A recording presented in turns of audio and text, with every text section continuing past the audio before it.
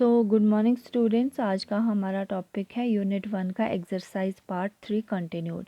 Already मैं आपको 7 questions करवा चुकी हूँ, तो आज हम आपका 8th क्वेश्चन देखेंगे। तो हमारा 8th क्वेश्चन देखते हैं क्या है। विच software is used in digital communication. Software मैंने आपको समझा दिया था सॉफ्टवेयर क्या चीज़ होती है। तो यही पूछ रहा है कि कौन सा सॉफ्टवेयर है जो हम डिजिटल कम्युनिकेशन में यूज़ करते हैं। तो the network and the communication software is basically used in the digital communication. Network और आपको सिर्फ ये याद रखने हैं, नाम है नेटवर्क और कम्युनिकेशन सॉफ्टवेयर। अब आते हैं आपके 9th क्वेश्चन पे। For what purpose is IT used in business. देखो बिजनेस आपको पता है, बिजनेस में बहुत सारा काम होता है, तो ये कह रहा है आईटी का क्या पर्पज़ है बिजनेस में। तो पहला है हमारा IT is used in business in order to. देखो बिजनेस में हमारे पास बहुत सारे लोग होते हैं, बहुत सारा काम हमें करना होता है, तो उन लोगों तक हमें इन्फॉर्मेशन कैसे पहुंचानी है, उसके लिए हम आईटी यूज़ करते हैं। आईटी सबके पास अपना अपना सिस्टम होता है, सबके पास वो लोग क्या करते हैं या व्हाट्सएप ग्रुप बना देते हैं उनका, या मेल कर देते हैं या मैसेज कर देते हैं, तो क्या हो जाता है इन्फॉर्मेशन शेयर हो जाती है। दूसरा क्या है, मैनेज करता है कॉस्ट को। देखो जहाँ पे हम लोग 10 आदमी लगाते थे एक काम करने के लिए, वहाँ हम एक कंप्यूटर की हेल्प से उसको सिर्फ 2 आदमी भी वो काम कर सकते हैं, क्योंकि हमारे पास आईटी ने हमें बहुत सारी हमें बहुत सारी लिबर्टी दी है, हमें बहुत सारे फंक्शंस हैं आईटी के जो हमें हेल्प करते हैं हमारा वर्क परफॉर्म करने में।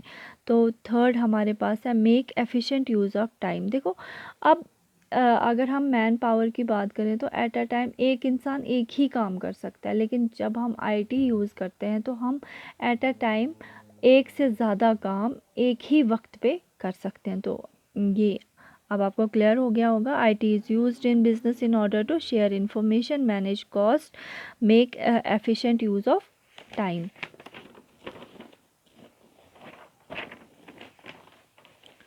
अब हमारे पास है हमारा 10th question. Which are the prominent areas where IT is used in science and engineering. तो अब देखो आपका प्रोमिनेंट एरियाज़ क्या पूछ रहा है, कौन कौन सी जगह है जहाँ पे आप आईटी को यूज़ कर सकते हो साइंस और इंजीनियरिंग में। तो पहला है हमारा the prominent areas where IT is used in science and engineering are given below. Engineering and technology. अब आपको पता है इंजीनियरिंग एक ही तो नहीं होती है, इंजीनियरिंग में बहुत सारी टाइप्स आती हैं। जैसे for example chemical engineering, civil engineering. Chemical हो गई जहाँ पे आप जो आपकी दवाइयाँ बनती हैं, जो आपके केमिकल्स बनते हैं, उस इंजीनियरिंग में भी आप आईटी यूज़ करते हो। और फिर आ गई आपकी सिविल इंजीनियरिंग, जहाँ पे आपको सिखाया जाता है रोड्स बिल्डिंग्स कैसे बनाते हैं, तो उसमें भी आप आईटी का यूज़ करते हो। एविएशन इंजीनियरिंग, जैसे आपने देखा होगा जो आपके एरोप्लेन्स हैं, हवाई जहाज़ हैं, उनके बारे में, जो आपके जेट्स हैं, जो आपकी बाकी जो स्पेस से रिलेटेड इंजीनियरिंग है, तो उसमें भी आप आईटी का यूज़ करते हो। फिर आपका medical and health sciences. Medical आपको पता है हॉस्पिटल्स में जो मैक्सिमम काम होता है वो अब आईटी के थ्रू होता है। फॉर एग्ज़ाम्पल पहले आप एक देखते थे किसी को गाल ब्लैडर में पथरी हो जाती थी, तो क्या होता था, सर्जरी होती थी, ओपन सर्जरी करते थे और गाल ब्लैडर बाहर निकालते थे। उससे क्या होता था, बहुत सारी स्टिचेस आती थी। लेकिन अब लेप्रोस्कोपिक हो गया, उसमें क्या होता है, एक कैमरा आपके अंदर डाल दिया जाता है, जो पेशेंट है उसके अंदर कैमरा डालते हैं और ओपन नहीं होती है, सिर्फ 1 या 2 या 3 स्टिचेस में वो काम हो जाता है। तो वो किसकी हेल्प से होता है, वो हमारा आईटी की हेल्प से होता है। हम इजीली ऑपरेट कर सकते हैं, सर्जरीज़ कर सकते हैं। हमारे पास टेस्ट करने के लिए बहुत सारी फैसिलिटीज़ अवेलेबल है, मशीनरी अवेलेबल है।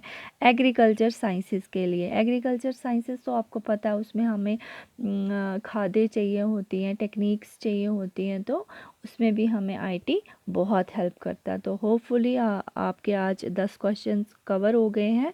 तो अब आप इनको क्या करेंगे, नोट करेंगे और फिर मैं आप से जो भी आपकी क्वेरीज़ होंगी वो आपके साथ सॉल्व करने की कोशिश करूँगी। Thank you very much.